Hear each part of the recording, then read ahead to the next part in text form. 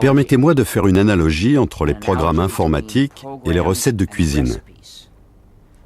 Il existe de nombreux points communs entre un logiciel et une recette, avec une liste d'étapes à suivre, des règles qui déterminent à quel moment vous avez fini ou comment revenir en arrière. À la fin, on obtient un certain résultat. Si vous aimez cuisiner, vous échangez sans doute vos recettes avec vos amis et vous êtes probablement amené à les modifier. Si vous avez modifié votre recette, que le résultat vous plaît et que vos amis s'en régalent, il y a des chances pour que vous leur donniez la nouvelle version de cette recette. Et maintenant, imaginez un monde dans lequel vous ne pourriez pas changer votre recette parce que quelqu'un aurait décrété qu'il est impossible de la modifier. Et imaginez que si vous partagiez quand même la recette avec vos amis, ils vous traiteraient de pirate et feraient tout pour vous envoyer en prison pendant des années.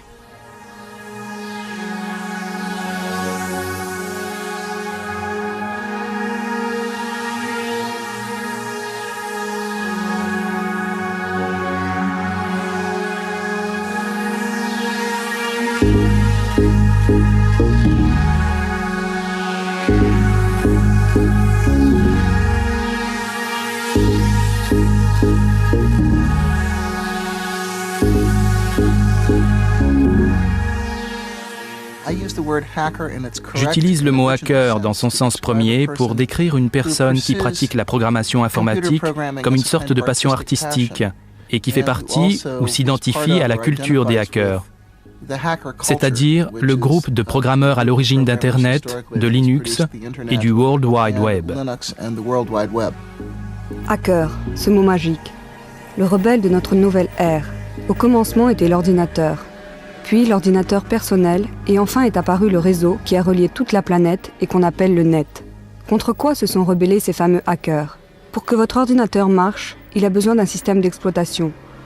Nos hackers ont refusé que quelques sociétés, dont principalement Microsoft, mettent au point des systèmes d'exploitation d'ordinateurs sans livrer en même temps les codes de fabrication qui permettent d'adapter votre ordinateur à vos besoins.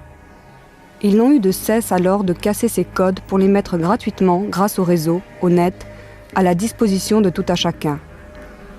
C'est ainsi qu'a débuté cette nouvelle guerre postmoderne entre Bill Gates, patron multimilliardaire de Microsoft, et quelques insolents et impertinents programmeurs qui refusent le système clos dans lequel veut les enfermer le mania de l'informatique.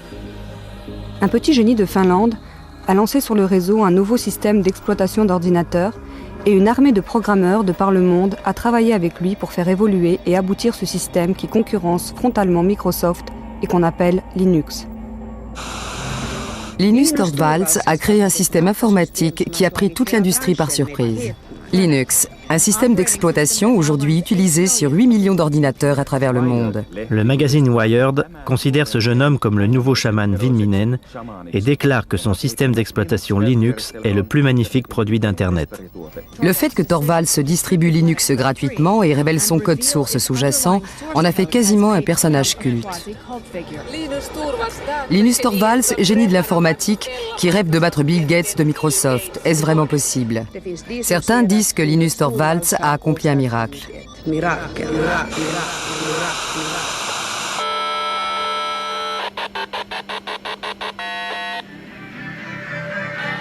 Tous ces programmeurs, tels des fourmis ouvrières, reliés entre eux par le net, ont fait évoluer la proposition de base de Linus Torvalds en l'adaptant, la modifiant, l'enrichissant, créant ainsi un des meilleurs systèmes d'exploitation au monde.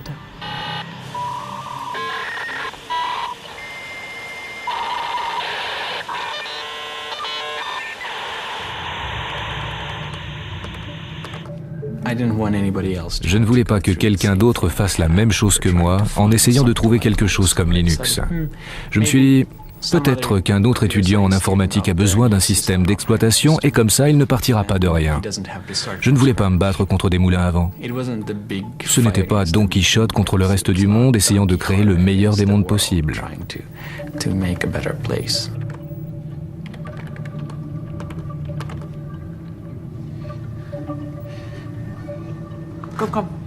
Tu as faim, Randy? Je préfère travailler avec les gens par email plutôt que face à face. En face d'une personne, vous avez tendance à entrer dans toutes ces disputes typiques des réunions et à vous perdre dans des détails qui, somme toute, ne devraient pas avoir vraiment d'importance. Par email, vous prenez généralement le temps de réfléchir avant d'envoyer votre réponse.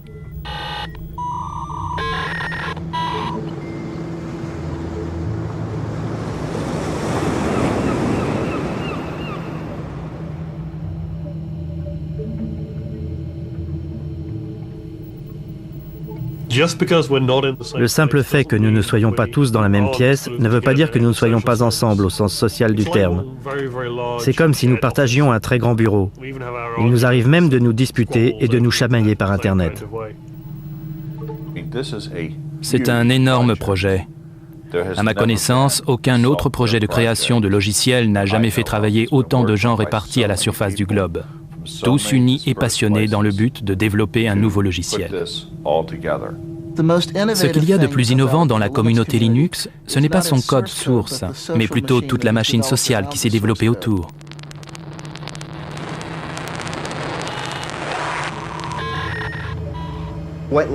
Pour expliquer ce qu'est Linux, je dirais que chaque ordinateur est différent. Chaque lecteur de disquette est différent. Chaque disque dur est différent. Chaque contrôleur vidéo est différent. Et Linux est la chose qui sait comment faire en sorte que tous ces composants de l'ordinateur exécutent une tâche simple, telle que enregistrer le fichier sur le bureau, ou lire le fichier qui se trouve sur cette disquette, ou encore dessiner cette image à l'écran. Linux sait comment parler à ces différents composants matériels et leur permet d'effectuer les opérations courantes pour lesquelles nous utilisons chaque jour nos ordinateurs.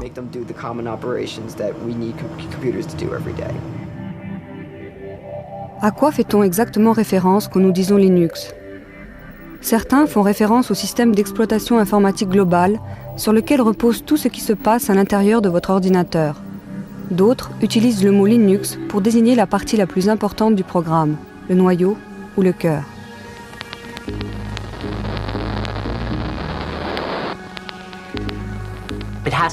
Il faut remonter à la personne par qui tout a commencé, qui a utilisé Internet pour créer une communauté d'individus où tous avaient le sentiment que leur contribution était validée. Et cette capacité à favoriser la coopération pouvait uniquement provenir d'une personne élevée en Finlande.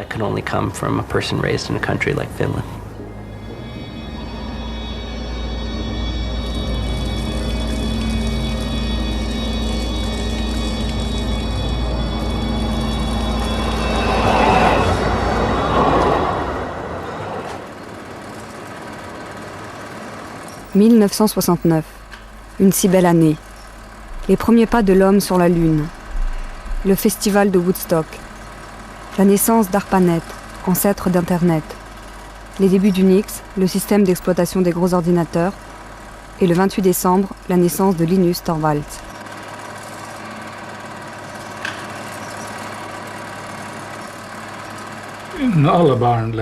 Tous les enfants apprennent surtout en jouant. C'est pourquoi il était vraiment très important que Linus entre dans le monde de l'informatique qu'au moment où les ordinateurs étaient encore assez simples. Pour un garçon de 10-12 ans, c'était facile d'appréhender ce qui se trouvait à l'intérieur de l'ordinateur, d'en comprendre l'essence. Pour les garçons et les filles d'aujourd'hui, il est bien plus difficile de comprendre le même genre de choses, parce qu'il y a bien trop de niveaux et de couches d'éléments compliqués dans les ordinateurs actuels pour développer le type d'instinct et de compréhension que Linus a acquis par le jeu.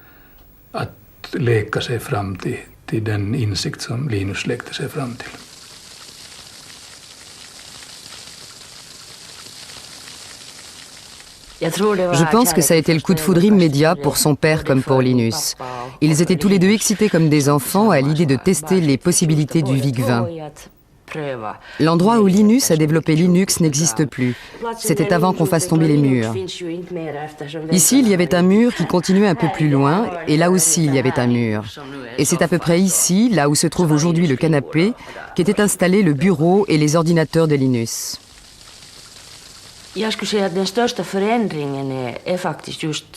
Je dirais que ce qui a le plus changé en lui est qu'il est devenu une sorte de gourou résistant.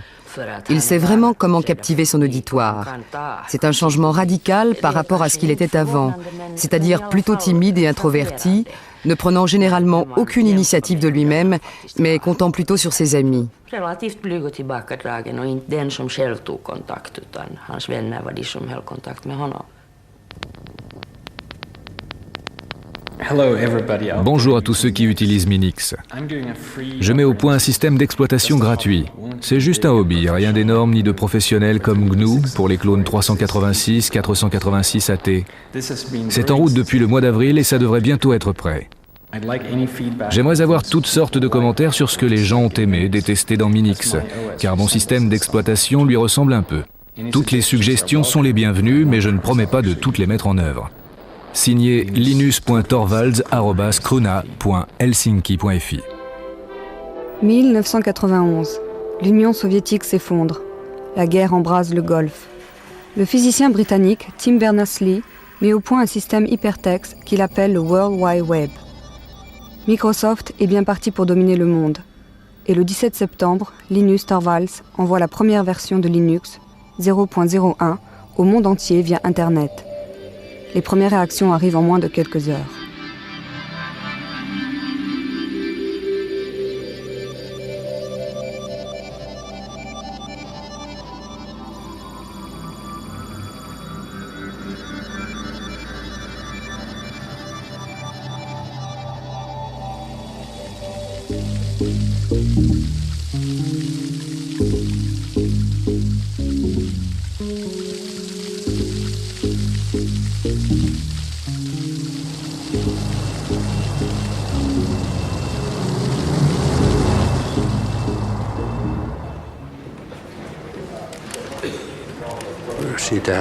On a commencé à entendre parler de ce programme à la cafétéria. On disait qu'il avait commencé à être distribué sur le net.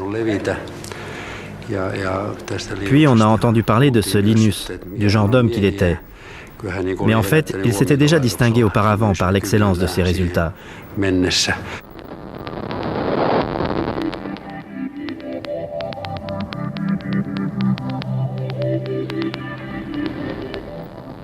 Linus Torvalds a créé Linux à partir du système d'exploitation Unix. Ken Thompson et Dennis Ritchie du laboratoire AT&T Bell avaient réalisé la première version du logiciel d'exploitation Unix en 1969. Libre d'accès, Unix était très populaire dans les milieux universitaires. Sa philosophie était fondée sur deux notions. D'abord, tout est fichier. Deuxièmement, quand vous concevez un programme, vous écrivez un programme qui a une seule tâche, mais qui remplit cette tâche au mieux.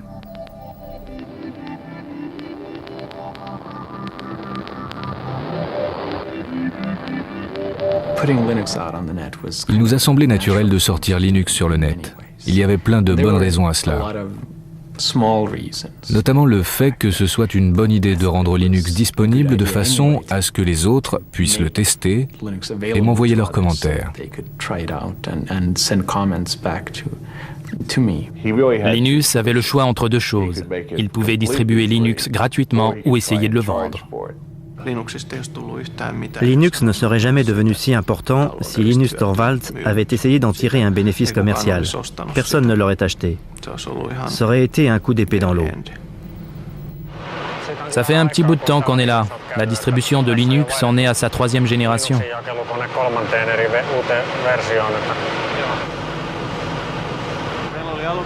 Nous avons eu du mal à trouver assez de place pour caser Linux. Au départ, Linus ne voulait pas distribuer Linux gratuitement. Il a réfléchi très longtemps pour savoir sous quel copyright le sortir. Puis progressivement, j'ai réussi à le persuader de sortir Linux sous le copyright GNU.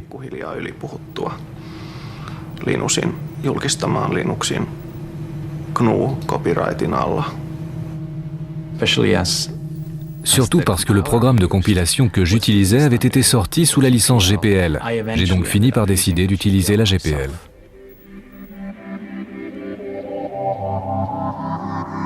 La GPL a été fondée par la Free Software Foundation au milieu des années 80. Cette fondation spécifie que si vous changez ou modifiez le code, vous devez mettre vos changements et améliorations à la disposition de tous gratuitement. La licence GPL avait pour but d'empêcher tout individu de s'approprier le monopole d'une nouvelle technologie importante.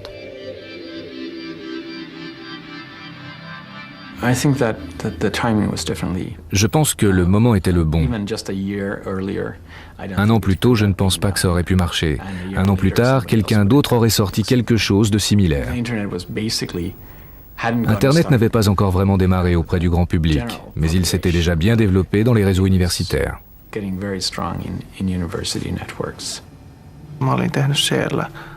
J'avais écrit un programme de liste de diffusion à l'aide du langage de programmation C. Je devais le développer et ajouter des fonctions parce qu'il y a eu très vite des milliers de gens intéressés.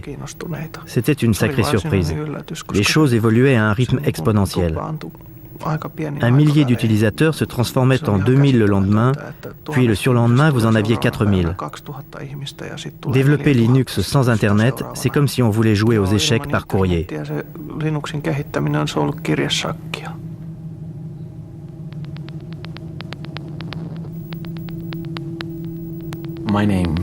Mon premier choix de nom était Freaks, F-R-E-A-X, pour exprimer à la fois l'idée de free, libre et gratuit, et de freak, bizarre, sans oublier le X pour Unix.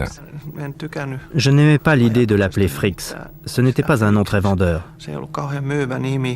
Ari Lemke, qui a mis Linux sur site FTP, pensait que c'était une mauvaise idée et détestait vraiment ce nom. Quand il a lancé le site FTP, il l'a appelé Linux parce qu'il savait que c'était le nom qui marcherait. Le nom est resté et Linux est nettement meilleur. The name stuck, and Linux is the much better name.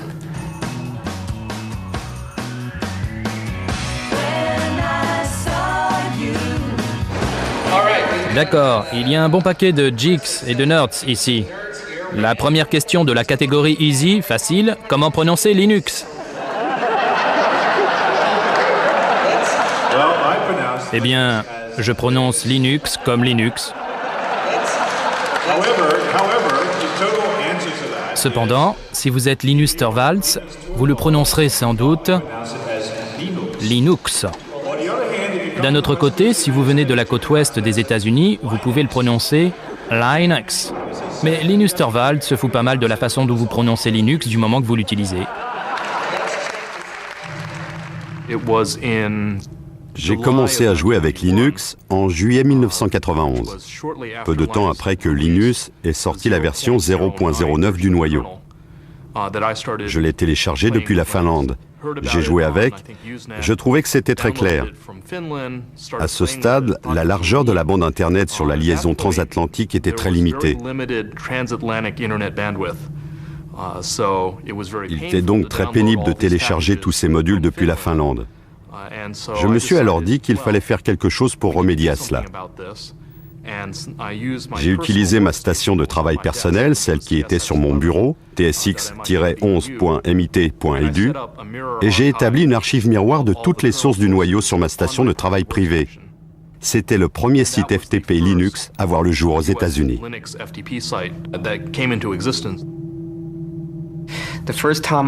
La première fois que j'ai reçu Linux, je l'ai téléchargé sur disquette. Ensuite, je l'ai installé sur l'une des machines du laboratoire informatique de l'Université de Pennsylvanie. D'ailleurs, je me suis fait jeter dehors ce jour-là. Mais voilà, c'était ma première expérience de Linux.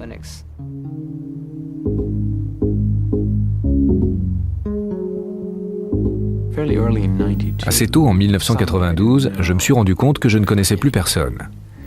Il ne s'agissait plus seulement de moi et de quelques amis. Il y avait moi et environ 200 personnes dont je n'avais pas la moindre idée de qui elles étaient, de l'endroit où elles se trouvaient, ni de ce qu'elles faisaient avec le système. Et c'était déjà un grand pas.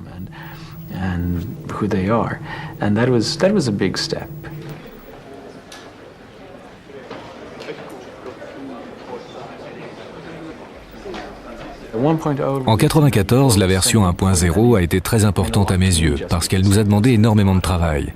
C'était sans aucun doute une étape cruciale dans l'utilisation commerciale de Linux. Avant la version 1.0, il était en effet très difficile d'utiliser Linux à des fins commerciales. Je vous souhaite la bienvenue au lancement du système d'exploitation Linux. Au départ, Linux a été développé pour Unix, particulièrement dans un contexte universitaire, parce que bien qu'il existe une version pour PC, son niveau de prix est très élevé. Vous pouvez acheter DOS pour un ordinateur personnel pour 200 marks, mais Unix peut facilement représenter un coût de 20 000 marks. Ce qui est quand même un peu trop cher pour un étudiant.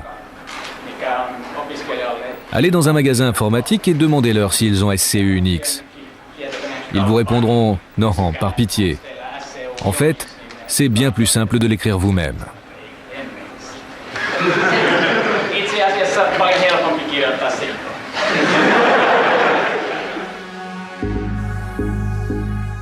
Le processus de développement de Linux est étrange. Il ne repose sur aucune hiérarchie apparente. Tout le monde peut soumettre ses suggestions de changement du code, mais il y a une personne qui dirige, qui prend les grandes décisions et qui sélectionne les meilleures idées. Linus, le dictateur bienfaisant.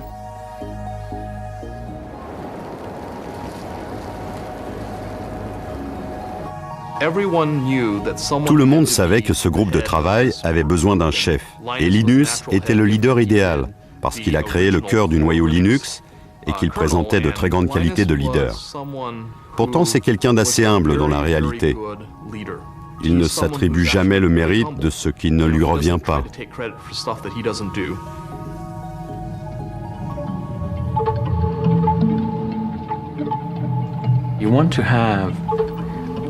Je voulais que des centaines, des milliers de personnes travaillent sur le noyau en même temps, mais je ne tenais pas à ce qu'elles se marchent sur les pieds.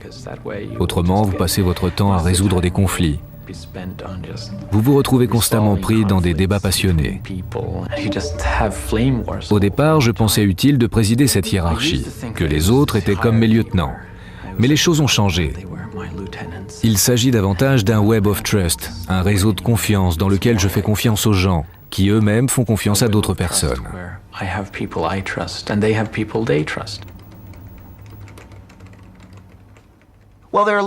Beaucoup de choses motivent les développeurs.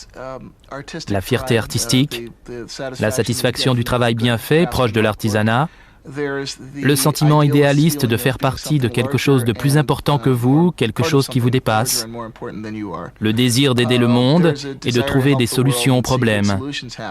En l'absence de rémunération, dans la plupart des cas, les gens cherchent surtout à se forger une réputation auprès de leurs pairs.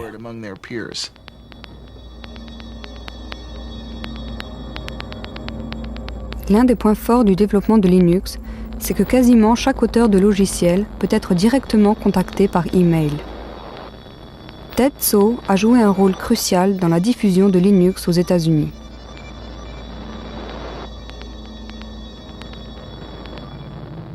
Pour être honnête, c'est très facile de dire « Si nous étions décisionnaires, nous ne ferions pas ces choses-là. » Mais on ne recevrait pas tous ces emails nous demandant « S'il vous plaît, je voudrais cette nouvelle fonctionnalité. » Donc je ne sais pas ce que je ferais si j'étais vraiment décisionnaire. Dave Miller étudie les changements que les développeurs souhaitent apporter au noyau, au cœur du système. Il fait office de relais entre les programmeurs de par le monde et le roi Linus. La façon dont nous travaillons est la suivante. Vous pouvez parler toute la journée d'une grande idée ou d'une solution géniale, mais vous devez nous proposer quelque chose. Montrez-moi quelque chose de concret, envoyez-moi un morceau de code, quelque chose de tangible que je puisse tester par moi-même, pour me faire une idée de ce dont il s'agit, plutôt que de parler toute la journée du sujet de façon abstraite. Alan Cox, hacker de génie, est le collaborateur le plus proche de Linus, son bras droit.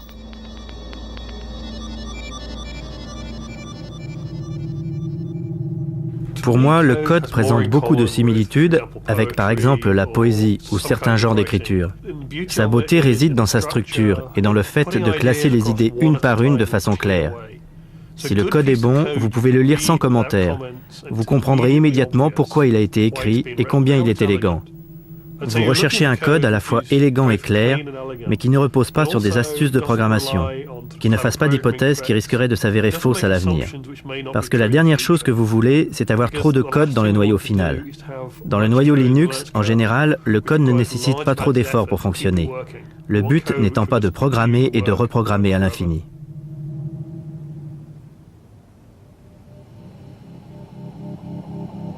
Après avoir dirigé le projet Linux pendant 5 ans à Helsinki en Finlande, Linus est embauché dans la Silicon Valley en Californie.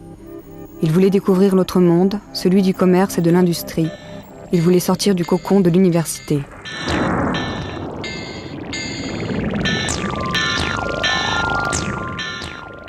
Vous êtes une figure peu orthodoxe dans l'univers de la Silicon Valley. Que vont-ils faire de vous? Ne risquez-vous pas d'être emporté par l'aspect commercial et complètement fou de la vallée?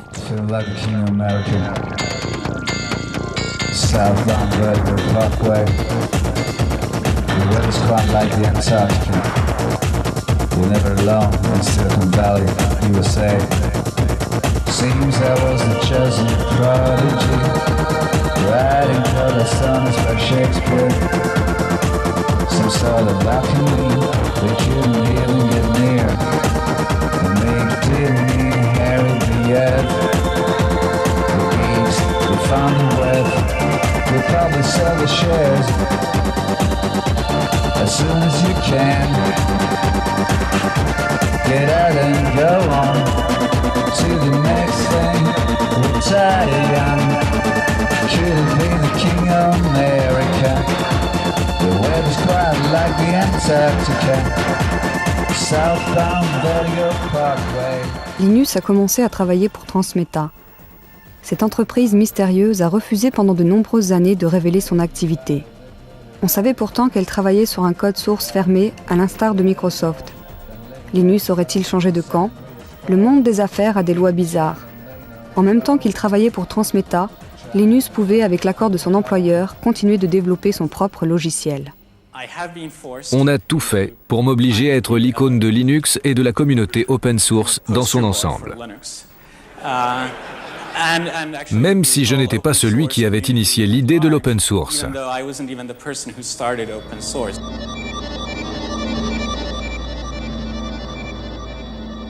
Personne ne représente toute l'histoire à lui seul.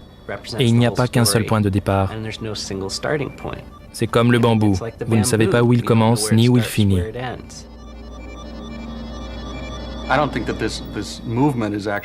Selon moi, ce mouvement n'a rien de nouveau. C'est dans l'air depuis un bon moment. Souvenez-vous, dans les années 70, l'attitude générale que nous avions autour d'Unix, même si techniquement il ne s'agissait pas d'un code source ouvert et qu'il n'était pas gratuit. On devait absolument obtenir cette licence d'AT&T. Mais à l'époque, ce n'était pas un problème. Généralement, vous pouviez partager les choses gratuitement et librement. Quand vous utilisez un programme, généralement, vous utilisez sa forme exécutable, c'est-à-dire une série de 0 et de 1. Personne ne peut donner un sens à ces chiffres. Seul l'ordinateur les comprend. C'est d'ailleurs à cela qu'ils servent. Ces chiffres sont la forme du programme que l'ordinateur peut comprendre, mais pour les êtres humains, il est très difficile de savoir ce qu'ils signifient. Quand nous développons des logiciels, nous les écrivons sous forme de code source. Le code source est une sorte d'algèbre, c'est la forme compréhensible, à condition d'être programmeur. Pour vous aider, il y a généralement énormément de commentaires, des explications incluses dans le code source pour aider les gens à comprendre pourquoi le programme a été écrit ainsi. Si vous n'avez que les exécutables, c'est-à-dire ce que Microsoft vous donne, et même si vous aviez la possibilité d'y apporter des changements, vous ne sauriez jamais quelles modifications opérer. C'est bien trop difficile. Pour pouvoir modifier le logiciel et le rendre plus pratique et plus facile à utiliser, vous devez disposer du code source. Si vous vous penchez vraiment sur le projet, comme je l'ai déjà dit, Linus a développé le noyau, mais pas l'intégralité du système. Je pense que ce qu'il y a de plus intéressant ici, c'est le fait que Richard Stallman ait lancé le mouvement. Avez-vous entendu parler de Richard Stallman?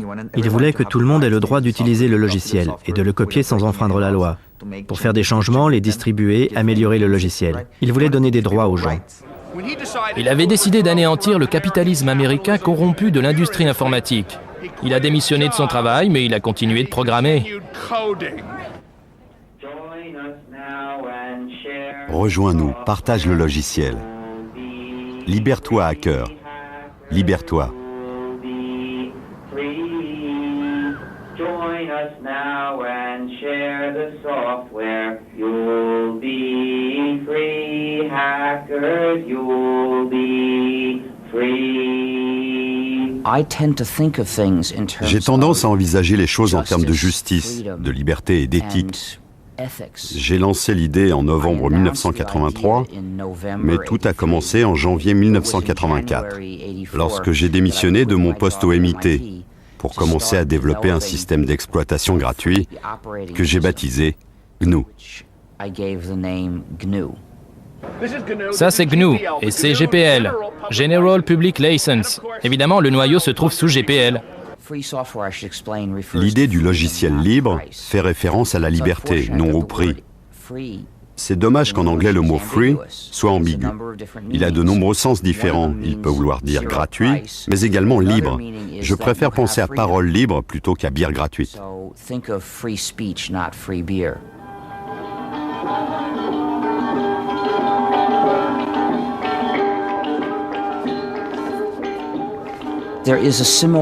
Il existe une similitude entre le folklore, quand un poème ou une chanson s'affine ou change de forme d'un narrateur et d'un chanteur à l'autre, et la façon dont le logiciel libre s'améliore.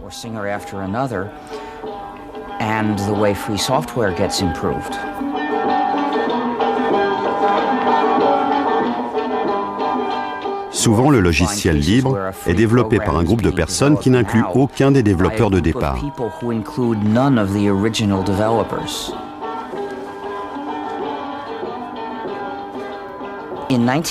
En 1991, nous avions presque terminé le système GNU. Notre objectif consistait à créer un système d'exploitation comme Unix, mais entièrement gratuit. Ce système d'exploitation complet nécessitait de nombreux composants différents. En 1991, on avait presque tous ces composants. Nous avions écrit la plupart d'entre eux et nous en avions trouvé d'autres, écrits par d'autres développeurs à leur fin personnelle. Mais ça faisait l'affaire.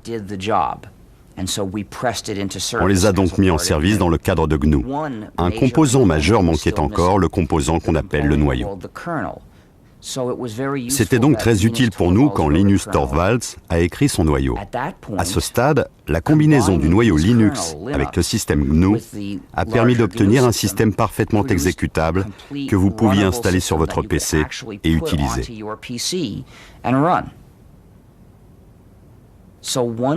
Une fois Linux développé, le système GNU était en fait finalisé et il a commencé à devenir de plus en plus populaire.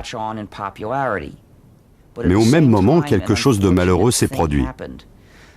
Les gens qui utilisaient le système GNU ne se sont pas rendus compte qu'il s'agissait du système GNU. Ils ont commencé à appeler Linux l'ensemble de la combinaison. Et cette erreur s'est répandue. Pour ceux qui travaillaient sur le projet GNU, il était très difficile d'attirer l'attention de l'utilisateur sur ces questions éthiques et politiques.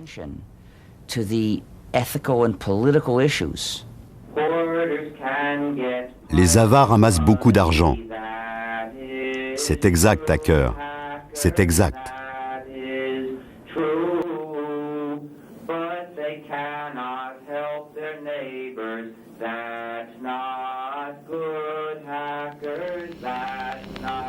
Most computer science in the USA comes traditionally from military background and defense spending.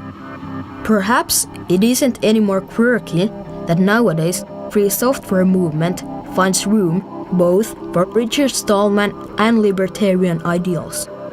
Many saw free software also as a new way of making money and needed a less radical concept. Enter open source.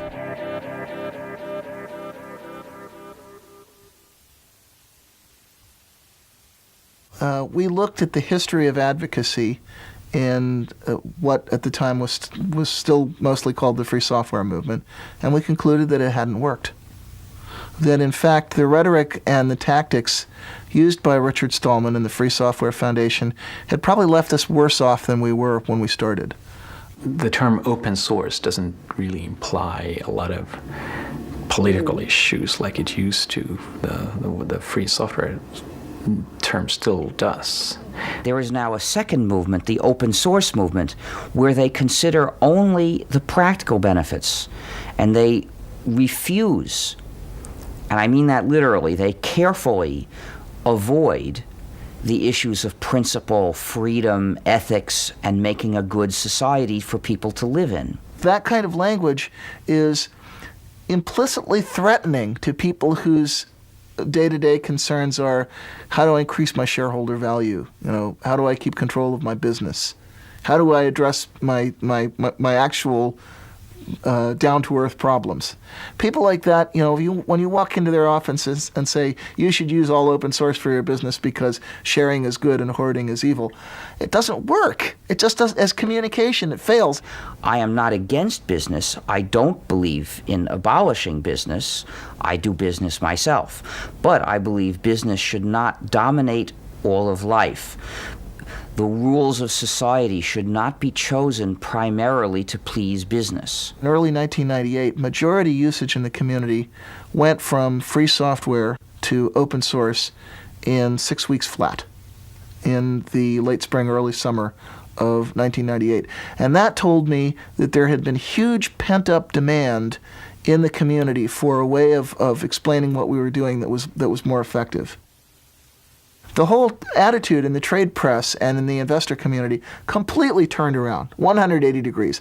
The same people who had spent years and years and years sneering dismissively at free software and talking about sandal-wearing freaks with long hair, those very same people within a year were falling all over themselves to write laudatory articles about the wonders of open source and peer review. And this was really funny because it was the same software and in most cases the same people.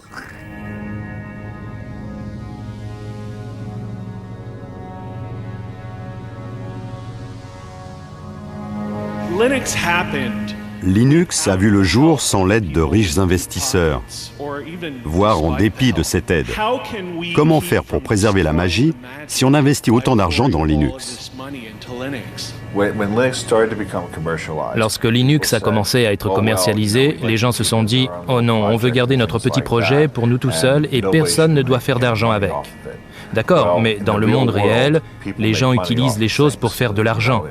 Les États-Unis sont une société capitaliste. L'Europe est une société capitaliste.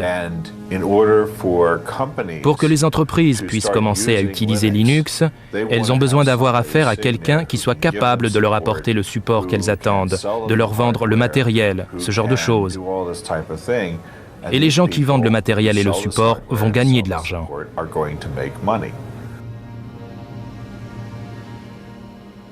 Peu d'entre nous sommes des hackers. En fait, rares sont ceux qui feront l'effort de télécharger leur propre version de Linux sur Internet. Encore plus rares sont ceux qui vont s'attaquer au code lui-même pour l'améliorer. Bien que Linux soit difficile à utiliser, les clients ont su estimer sa grande fiabilité et la souplesse de son code source.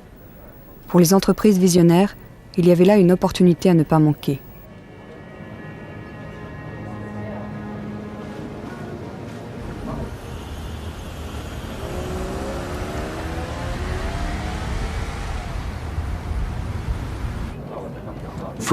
Red Hat ne cherchait pas vraiment à avoir un meilleur système d'exploitation que Microsoft ou Sun Microsystems.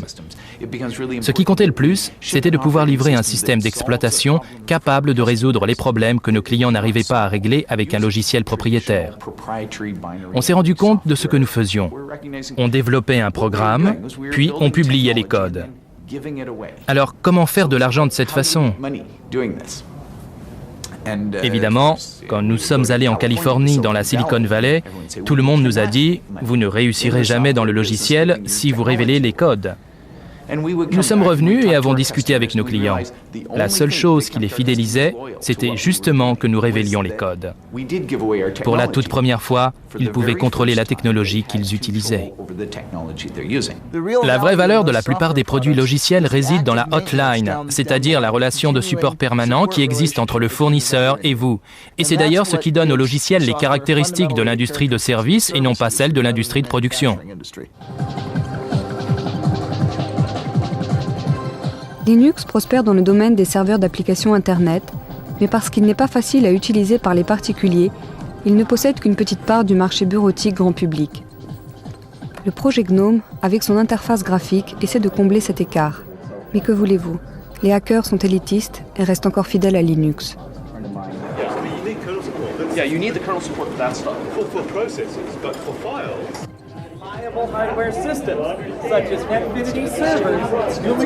Hé, regardez qui est là. C'est un pingouin. Bonjour pingouin. C'est Tux en fait. Salut Tux. Le travail de Linus Torvalds donne naissance à encore plus de millionnaires et de milliardaires. Il donne même des cheveux gris à l'homme qui est de loin le plus riche du monde, Bill Gates. Microsoft utilise un modèle très traditionnel. Ils produisent un code source fermé. Ils le mettent sur CD et ils le vendent. Ils prennent tout le travail de développement à leur charge. Et tout leur revient. Une fois que vous êtes dans ce métier, il est très difficile de changer de culture, comme par exemple de s'orienter vers un métier de coopération où les programmes sont utilisés pour révéler le code. C'est facile de gagner de l'argent avec des produits dont le code source est fermé, que vous ayez ou non une grosse part de marché. Par exemple, actuellement, Microsoft n'est pas vraiment incité à ouvrir son code. Ce n'est pas dans son intérêt. Mais je pense que Microsoft sera forcé d'y arriver.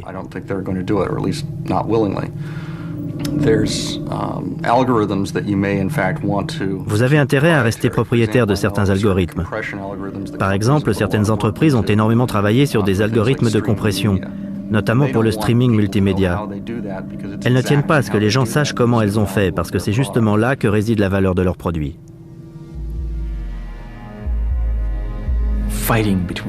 La fameuse lutte entre Linus, leader de Linux, et Bill Gates, leader de Microsoft, commence à prendre un aspect vraiment personnel.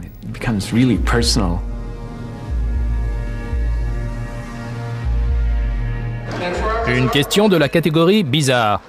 À qui appartiennent ces lèvres? Je vais vous le dire, ce sont les lèvres de Bill Gates en train de raconter un mensonge de plus.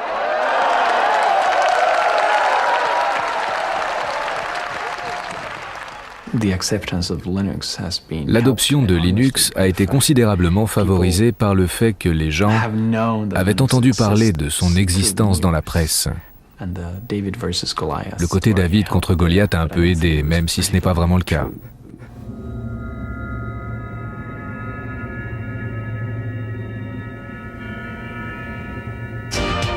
You're a socialist. That's one of the labels people put on. Is that true? Det är ju ingen hemlighet, jag tillhörde radikalerna i slutet av 60-talet med gamla studenthus och studenternas FN-förening som organiserade nästan alla demonstrationer på den tiden. My personal belief system is more one of personal honor. And I don't care what anybody else does. I want to do what I feel is right. Att Linus håller sig oerhört på ett mycket bestämt avstånd från det där, från politik, och det hänger säkert ihop med att han så att säga skadades lite under sin tidigaste barndom av en mycket aktiv och politisk far. It is also about having a social conscience. And if you call that socialism, then yeah, I guess I'm socialist. Att han är radikal inom ett ganska bestämt område där han själv skapar ramarna för sitt område. Eller han går, som jag upplever det, oerhört ogärna ut i det där i lösa, lite flummiga samhällspolitiska resonemang. Och där finns den här skiljelinjen mellan den här pragmatikern som vill syssla med någonting som är kännbart och inte låta liksom ångan åka ut genom det där öronen och flumma iväg om någonting som vi gärna gjorde på 60-talet. This is a community you can take, but you must give back. I am very pleased to announce to you today that the winner of this year's IDG Linus Torvalds Award is Debian.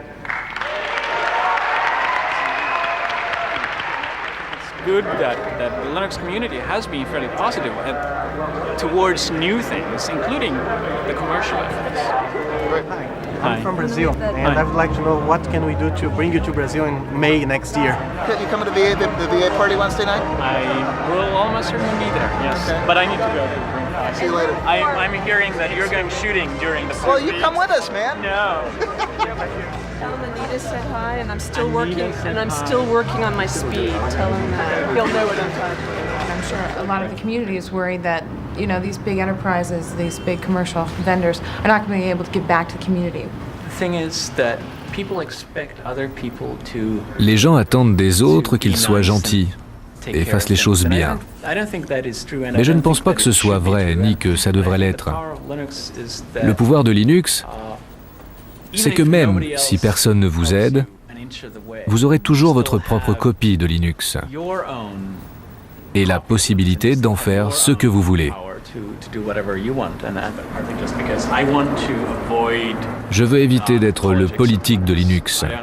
Je veux être quelqu'un que tout le monde trouve sympa, quelqu'un qui ne triche pas. Linus, une dernière question. Je viens d'Inde. Y a-t-il beaucoup d'Indiens qui contribuent au développement du noyau? Non, pas tant que ça. Quel est le message que vous aimeriez leur faire passer pour qu'ils soient de plus en plus nombreux à vous rejoindre? À mon avis, c'est surtout un problème d'infrastructure. Ils n'ont pas forcément d'accès à Internet, ou alors ils disposent seulement d'une connexion très lente. Les gens ne sont peut-être pas habitués à ce type de collaboration sur Internet. Ça les rend un peu nerveux. Un message pour les motiver, pour faire venir plus de développeurs? Je ne sais pas quels sont les problèmes en Inde, mais il y a sans doute des problèmes locaux que seuls les Indiens pourront résoudre, des problèmes dont le continent américain ne se soucie pas le moins du monde. À mon avis, c'est très motivant quand quelqu'un dit « Hey, je peux résoudre ce problème, je peux créer ma propre version de Linux et elle me conviendra mieux. » D'accord?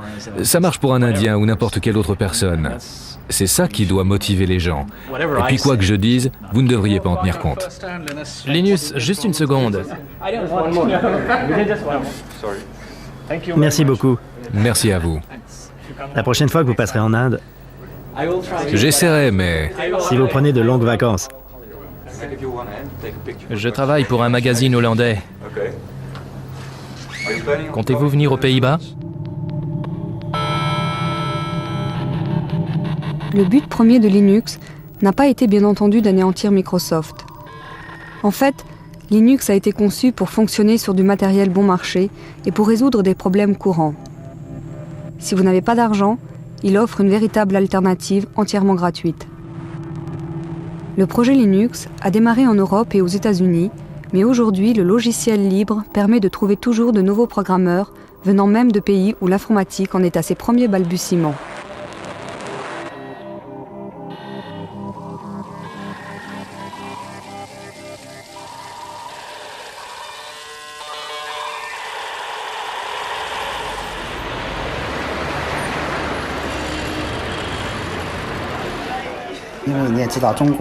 La société Red Flag est spécialisée dans la recherche, le développement et la commercialisation de systèmes d'exploitation basés sur Linux. Comme vous le savez, la Chine est en retard sur les pays développés en matière d'informatique. L'écart est grand. Nous essayons de le combler le plus vite possible. Pendant ce temps, nous devons faire appel à l'expérience de nombreux autres pays. Nous attachons une grande importance au système d'exploitation. Nous avions commencé à développer sur Unix, mais à cause de la réglementation sévère du marché, nous avons échoué. Linux représente pour nous une grande opportunité, ainsi qu'une bonne base pour nous former aux nouvelles technologies du monde entier.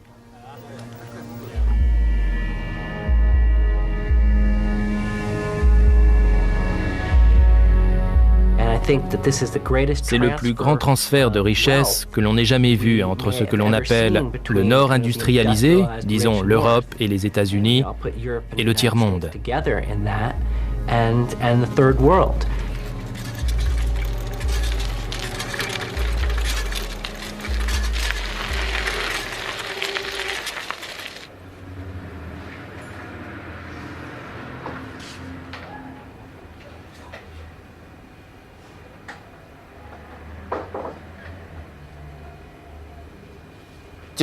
C'est le code source ouvert. Je pense que c'est très important pour beaucoup de gens. J'aime la philosophie et j'aime analyser les choses sous l'angle de la philosophie. Je pense que l'ouverture du code source est en accord avec l'esprit de la science, c'est-à-dire l'accès libre et sans aucune restriction à l'information. Rien ne devrait être caché. C'est ma première impression de Linux.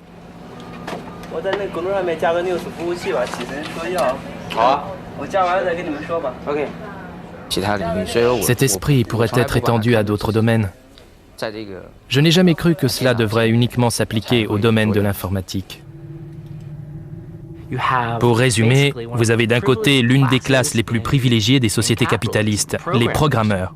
Ils peuvent gagner tellement d'argent avec la programmation qu'ils ont le temps de se consacrer à leur hobby. Les programmeurs tels qu'Alan Cox peuvent imposer leur prix. Ce sont les gens qui se trouvent au sommet de la pyramide, qui transfèrent leur propriété intellectuelle, cette énorme richesse, vers des pays pauvres. C'est le socialisme en action, même si les libéraux sont horrifiés dès qu'on en fait mention.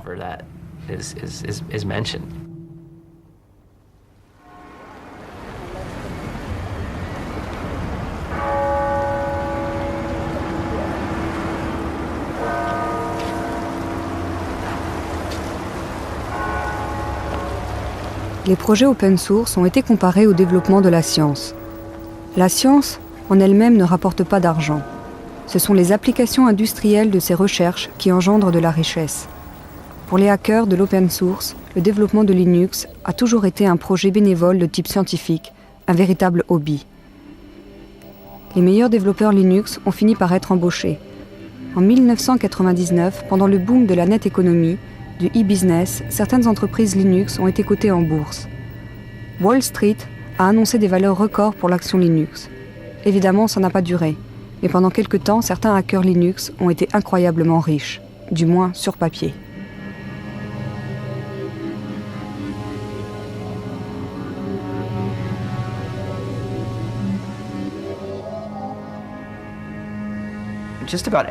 Avant cette folie boursière, tous ceux qui participaient au développement du noyau et qui gagnaient de l'argent avec Linux sont restés assez fidèles à ces valeurs, en acceptant des postes dans de nouvelles entreprises. La plupart d'entre eux font à peu de choses près la même chose que ce qu'ils faisaient avant de décrocher ces emplois. Honnêtement, à ma connaissance, aucun développeur n'a perdu sa liberté.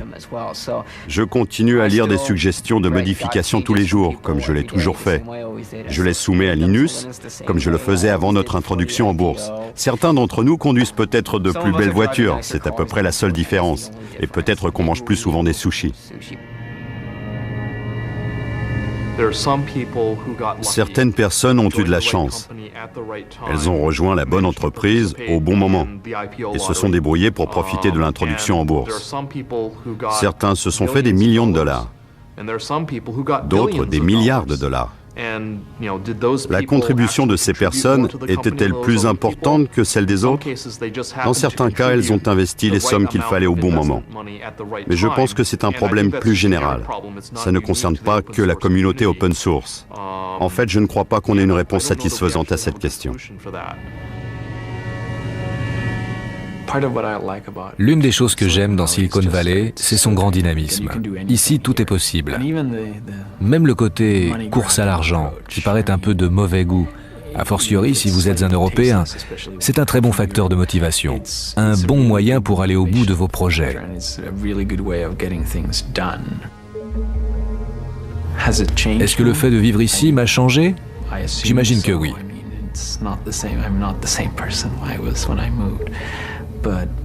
Je ne suis plus le même qu'à mon arrivée, mais je ne crois pas être plus intéressé par l'argent qu'avant.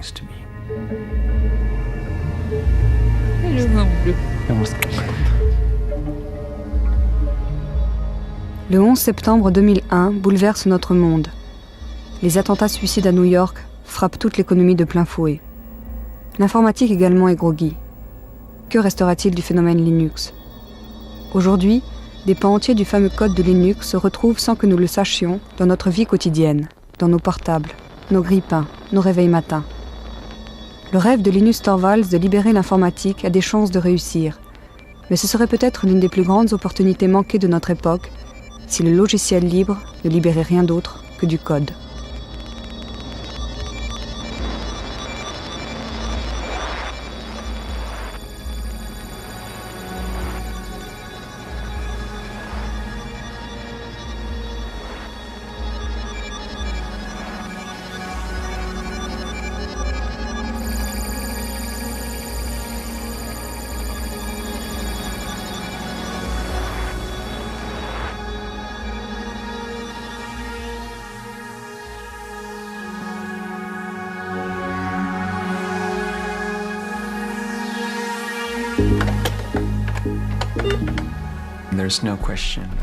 La question n'est pas de savoir si les progrès technologiques vont rendre Linux obsolète à un certain stade.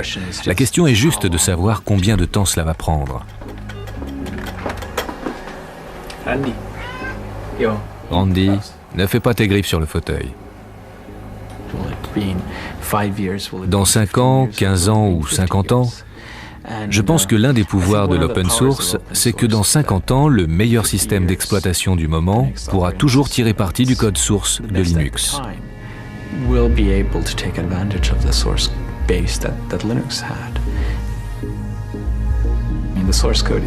Dans une certaine mesure, le code source est la mémoire de Linux, et les gens pourront toujours l'utiliser comme une sorte de référence. Mais il y a autre chose. Il y a aussi les problèmes intangibles, tels que pourquoi les choses ont-elles été conçues de telle façon. Et je pense que c'est dans l'air, de toute façon, avec ou sans moi.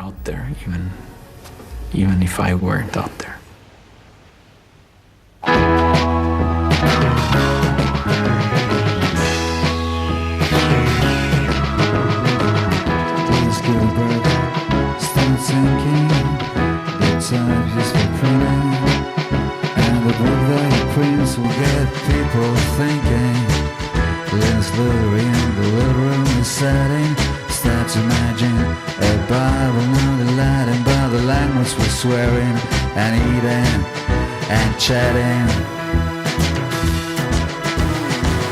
It's like this that it happens, like this that we see.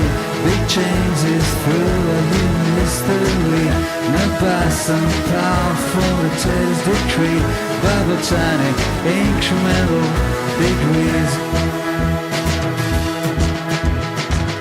Miss Linus goes to Washington to speak about praxis. Gradual change, little man and universal access. Linus against Goliath with nothing else to fill but sling a little stone in the face of Big Bill. But Linus Jefferson's give the strings that lose, and it changes the way the world plays the blues. It's like this that it happens, like this that we see. Big changes through human history. Not by some powerful dictator's decree, by botanic incremental degrees. Like a butterfly in Helsinki fluttering its wings, producing hammerhead storm clouds over Beijing. When Hermit-like programs become a community, and information achieves its manifest destiny, but to be free.